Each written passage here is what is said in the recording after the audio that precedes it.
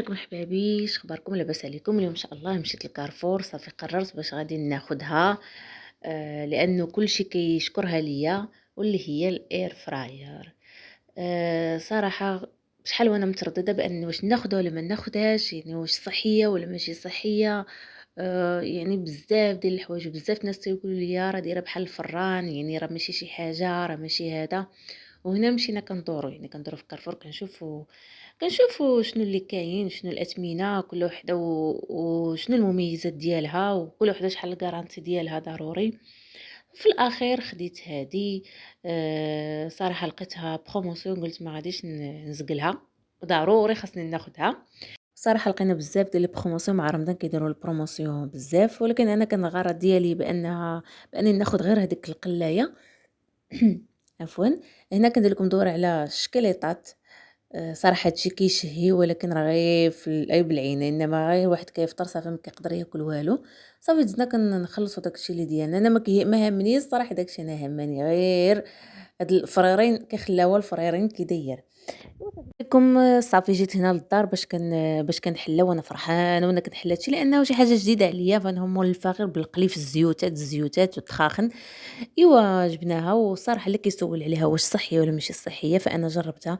وبالناس اللي سمعت بزاف، ويعني كاين اللي كيأيد كاين اللي كيعارض، مي اكثريه كيأيدوا زعما كاين عليها بانها صحيه. هنا كيجي معها واحد الكتيب اللي فيه يعني كيشرح لك كيفاش دايره وكيفاش تخدميها، كيفاش تطفيها، شنو فين ما تحطيهاش ما ديريهاش.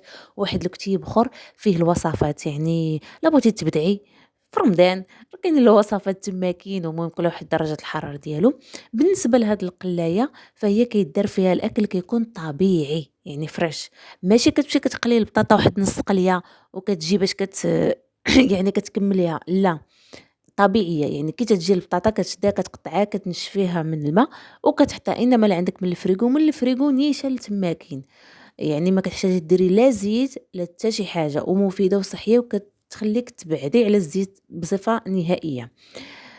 وبالنسبه لكيفاش الطياب ديالها، فهي هنا حنا في العادي ان الزيت هو اللي كيوصل الحراره للاكل، انما في هذا الاير فراير او القلايه الهوائيه فهو الهواء هو اللي كيوصل الحراره للاكل، لان فيها فرفاره كتبقى الدور هي اللي كتخلي الهواء ديالها هو اللي كيطيب ديك الاكل، يعني كطيب طبيعيه وصحيه.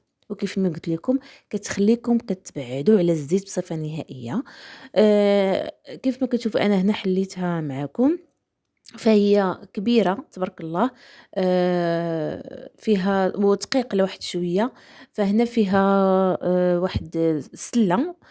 سلة فين كديري داك الأكل كامل، يعني ومن بعد ملي كيطيب وداك الشيء كتقدري انك ترفعيها. كاينين وحدين اللي ما غلا كيبقاو هكا كاين، انما هذه لا، هذه كتهزي الشبكه باش كتخرجي منها الماكله، وهذاك لتحت كيبقى هو اللي كيكون فيه الزيت او الزيت ديال الاكل، اولا مهم داك الشيء اللي كيطيح داك الشيء كيكون تم. وبالنسبه ليها فهي كتهز هذه 2.400، المهم نقول جوج كيلو ونص وكبيبره. انا غنجربها معكم، فانا دهنت واحد شوي كاد الزيت ودرت البريوات ديالي باش يتقلاو، وصراحه تقلاو ما نقول لكمش، يعني غزالين غزالين. وبالنسبه كي قلت لكم فهي كتخليكم كتستغناو على الزيت، الا انكم كتستعملوا زيت الزيتون اولا الافوكاو اولا زيت كوكو. هنا كدير درجه الحراره على حسب اي حاجه عندكم، يعني عندهم درجه الحراره من 180 حتى ل 200 درجه. وبالنسبه للدقائق نتوما فكديروا مثلا 25 دقيقه، فكديروا النص ديالها الاول، من بعد كتجروا كتقلبوا الماكله اللي كتكمل بها، يعني النص الثاني باش كتكمل 25 دقيقة. فهنا أنا كنخرجها، فصراحة الطياب واعر وسهلة وسريعة ومزيانة فهي مناسبة للناس اللي دغيا كيبغيو يطيبوا بالزربة، يعني وما عندهمش الوقت، فأنا كنصحكم بها وزوينة.